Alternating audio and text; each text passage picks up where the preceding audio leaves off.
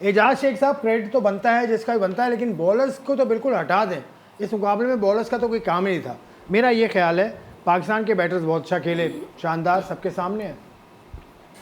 देखिए आसिफ भाई, जिस तरह की न्यूजीलैंड की टीम की परफॉर्मेंस थी गुज़श्ता मैचेस को देखते हुए और पाकिस्तान की जो परफॉर्मेंस थी, तो हम पल्ला टीमें होने के बावजूद टीम जब सामने भी नाम भी आ गए, तो ये मैं आपको बिल्कुल वाज़ेह लफ्ज़ों में ये कहूँगा कि 50-50 तो चांसेस ज़रूर थे, लेकिन जब 401 रन बने तो बिल्कुल जो बड़े बड़े लोग हैं उनमें मैं तो उसमें शामिल नहीं हूँ, लेकिन मेरी राय छोटी सी नाकसी ज़रूर थी कि आप पाकिस्तान के लिए जीतना बिल्कुल नामुमकिन है, मुश्किल है। गो के क्रिकेट में कुछ भी हो सकता है। तो चूँकि इस वर्ल्ड कप में पाकिस्तान ने सबसे बड़ा टारगेट अचीव किया, लेकिन वो 401 नहीं था, वो 357 था, 58 था, 342 था, ठीक है। तो इसलिए ये बहुत पहाड़ था रनों का, तो लग नहीं रहा था कि पाकिस्तान ऐसे करेगा।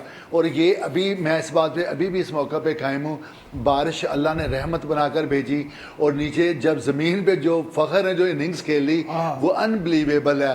वो बंदा एक्सपेक्ट ही नहीं कर सकता कि फ़ख्र जो गुज़श्ता लगातार नाकामियों से दो चार थे, वो इतनी अच्छी इतनी बड़ी इनिंग्स खेल जाएंगे।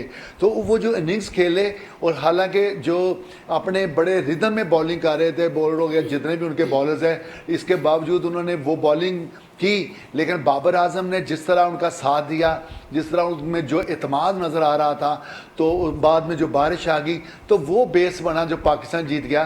पाकिस्तान ने खुशियां मिली, पाकिस्तान को ठीक कहा अल्लाह चाह रहा था कि इनको खुशियां दें, वरना जी कि 21 रन का था जो ML मेथड के तहत हुआ, और वरना पाकिस्तान शायद 401 रन शायद ना अचीव कर सकता। मुश्किल हो जाते हैं, आपने ठीक कहा। और सोशल मीडिया की आवाम से मैं एक और बात भी कहूँगा, जब पाकिस्तान के फ़खर जमान रन बना रहे थे तो उस वक्त आपने ट्रेंट बोल्ट की, सऊदी की और सेंटन की क्यों नहीं बुराई की उस तरह से, जिस तरह आप शाहीन अफरीदी की बुराई कर रहे थे, हारिस रऊफ़ की आप बुराई कर रहे थे। उस वक्त सारा फोकस शिफ्ट हो गया, वाह वाह वाह फ़खर क्या खेल रहा है।